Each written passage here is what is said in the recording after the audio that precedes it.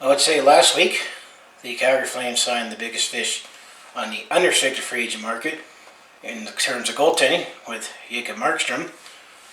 Well, this week, the Calgary Flames stayed close to the franchise as they signed their biggest fish in the restricted free agent market in Andrew Mangiapane. So yeah, Andrew Mangiapane is coming back for at least another 2 seasons.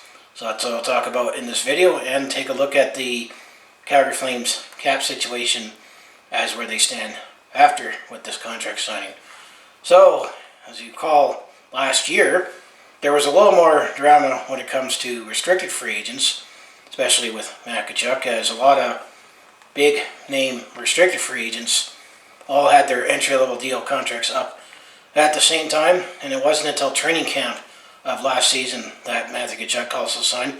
Same with Andrew Mangiapane. And actually, if you go by reports, Andrew Mangiapane last season, where he ultimately signed a 1-year deal, or just over league minimum, I believe it was $715,000, and it wasn't a one-way deal, it was a 2-way deal, where they were still potentially could have got sent down. So it was definitely a show-me contract. And I would say Andrew Mangiapane has definitely showed the Calgary Flames that he could be a regular in the top 6, as he signed a 2-year deal just today worth a cap hit of $2.425 million for the next 2 seasons. And the beauty with this contract is you could probably also call this as a bridge deal, as Matthew Tkachuk also signed a bridge contract for this 3-year deal that when his contract expires, and actually be the same off-season, which I'll take a look at cap-friendly, that Andrew Mangiapane would still be a restricted free agent with arbitration rights, and that's what also added a little more urgency to sign him, is that Andrew Mangiapane, of the restricted free agents that the Calgary Flames qualified, was the only one that filed for arbitration, and actually is one of the arbitration cases that were league-wide. He was up first, but I didn't think I would worry that the Calgary Flames would get into a nasty spat with him, as you hear with arbitration cases sometimes get nasty, but it just brings a little more urgency to get that contract signed. And I would say it's a pretty good deal for the Calgary Flames, considering that they are going to be in a cap crunch still, even with, if you look at cap friendly right now and I say, Flames do actually still have some cap space, but in reality, when all the players that they recently signed, and the fact that the Calgary Flames have spent over $10.5 million last week when we brought in Jacob Markstrom and Chris Tanev, that once all the restricted free agents get signed and figure out where the roster fills out, we'll be right up to the cap, just like many teams in the league right now. And that's why there's many teams that are still struggling to make decisions, and there's a few other free agents that are still out on the market. So if we take a look at the cap friendly, where the Calgary Flames are at after signing Andrew Mangiapane, that the Calgary Flames are just under $4 million in cap space, as they have committed $77.5 million to next season. And then when it comes to roster size, well, it still says 17 out of 23, as the Calgary has 10 forwards on cap friendly. I would think that the 2 more forwards that the Calgary Flames would have could potentially be Zach Rinaldo, that we also signed in unrestricted free agent. We brought him back. Could we also throw in Buddy Robinson? Could he spend more time up with the big team? And also another player that the Calgary Flames recently signed to another 1-year contract extension. Originally, Glenn Godwin was drafted actually by the St. Louis Blues back in 2015, and then he wouldn't come to a deal, so we signed him as a free agent a couple years later. That he's in the system. Could we see Glenn Godwin? Could that be the new 4th line with Zach Rinaldo, Buddy Robinson, and Glenn Godwin as well? And then what it also counts for defense, well, there's only 5 players, and that also includes Oliver Shillington, which he still hasn't signed a new deal yet, but I expect they will sign him to a deal, probably $1 million at most. Could we potentially see, Alex Petrovic also come in, and may I dare say, could we also consider maybe bring back Michael Stone, as much as Michael Stone, I don't think the game's passed him by, but he is that perfect defenseman when you think about it. That could be someone that could be out of the lineup for most of the time while taking time away from, not taking time away from young players if he gets sent down to the farm. As the other defenseman that you could say that the Calgary Flames could potentially call up. Well, I remember we signed Connor McKee and Colton Pullman. They were college free agents, but also Alexander Yellowson. But getting back into Andrew Mangiapane, because looking at the cap situation, that once you insert those players in, we're pretty much right up to the cap. But Andrew Mangiapane for a 2-year deal worth $425 million the next 2 seasons. I mean, last season he definitely showed that he can be in the top 6. As I would say, he definitely took the opportunity a lot more when Michael Frolik got traded to the Buffalo Sabres. Over last season, in 68 games, considering that a full season didn't happen with the COVID-19 global pandemic, in 68 games he scored 17 goals, 15 assists for 32 points. And then in the playoffs he played all 10 games with the play-in series, and actually missed one game because no, we played all games because we played 6 against Dallas and 4 against Winnipeg.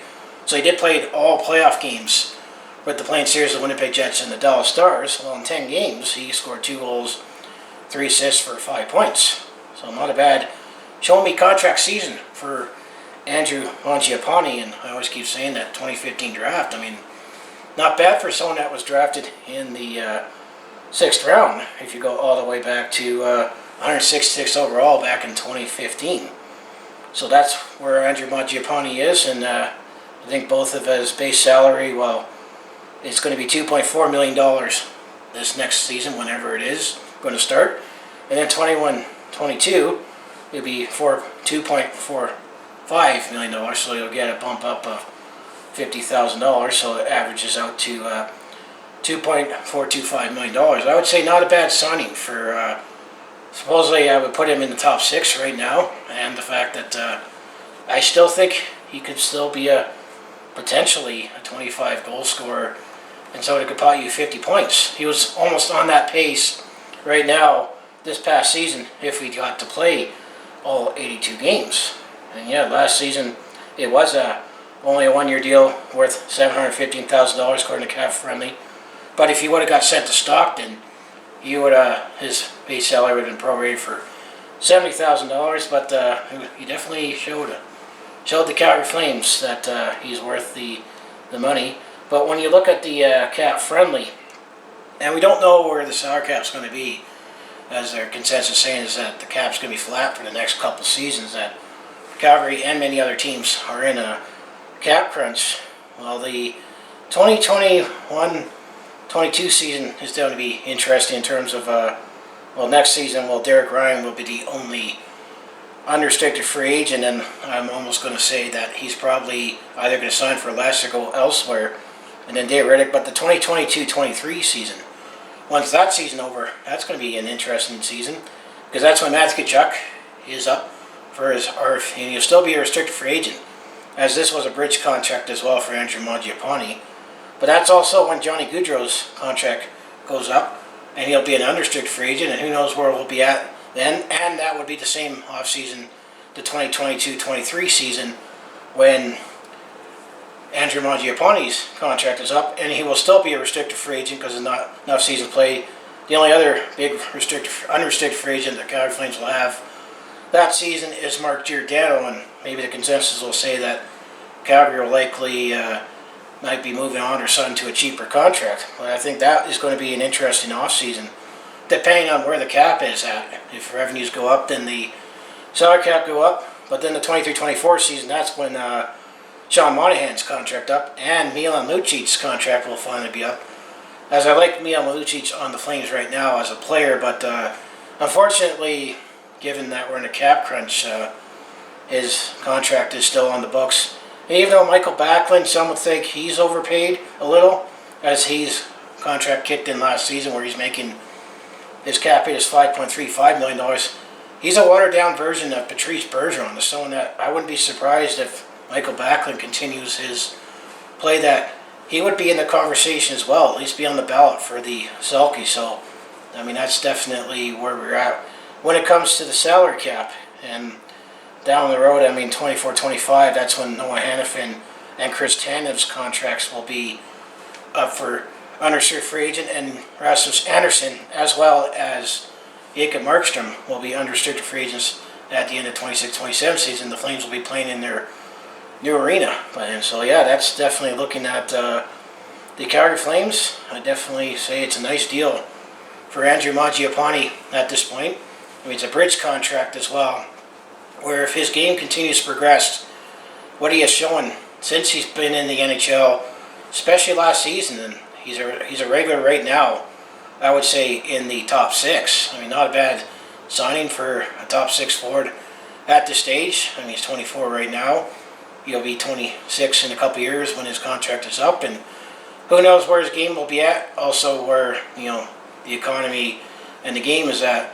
It's going to be interesting when Matthew Tkachuk, Johnny Gaudreau, and Andrew Mangiapane's contracts are all up, and then the following season with Sean Monahan. So that's one thing we'll have to take a look at as well, managing the cap, especially if it's going to stay flat for the next couple years. But I'll ask you, what do you think of the Calgary Flames when it comes to signing Andrew Mangiapane for the next 2 seasons? I would say it's a reasonable cap hit, and it's going to be definitely a crunch this season to get a full roster in. I mean, the only other big names that Calgary could potentially bring in, especially when it comes to forwards, it would have to be a trade route at this stage right now, because they've made their big moves at the unrestricted free agent in the free agent frenzy by bringing in Jacob Markstrom, or what's the correct way to say it? I've been saying Jacob Markstrom because he's a Swede, and that's the European way of saying it. But I've also heard of Jacob. I know that's the North American way of saying it, but I've heard both when it comes to Jacob Markstrom. But either way, that was the biggest signing in the free agent frenzy. This was the biggest signing when it comes to the restricted free agent, and actually the only other restricted free agent that the Flames still have to make is Oliver Shillington, as Tyler Parsons also signed his 1-year, 2-year way deal, the other player that they qualified, as well as Glenn Godwin, a player that we still took a flyer on a couple seasons ago on the undrafted free agent after he didn't grab on with the St. Louis Blues organization. I am thinking that the fourth line right now, I would say, will consist of Zach Rinaldo, Glenn Godwin, and Buddy Robinson, with working with the cap. But who knows? There could still maybe be a trade, and if there's any trades, I'll get on with it. So as I say, if you want to follow along this Calgary sports fans journey, home the Flames, Hitmen, Roughnecks, and Stampeders. I mostly talk Calgary sports on my YouTube channel, and there has been a lot more NHL, Calgary Flames, and hockey content recently, with Free Agent Frenzy. But I also do personal vlogs, attempt comedy, and I also do share my experience today on the road or at a sporting event. So if it all sounds like it'd be interesting to watch, to follow along with this Calgary sports fans journey, you know what you need to do. Just make sure you hit like, subscribe. I also have my other social media links down in the description below. So yeah, it's definitely nice to still have Andrew Mangiapane for the next couple seasons. I mean, when it comes to restricted free agents, I mean, there's still a little more, clout for another team to have to pay up in terms of draft picks. If they offered a contract to him, but I didn't think he was a big enough player that any team outside of the Calgary Flames would look at and be willing to part with draft picks, especially with a flat salary cap. But it's nice that this business is done. So it looks like the roster is starting to take shape for 21-22. So as I say, go Flames go, and I'll see you in the next video.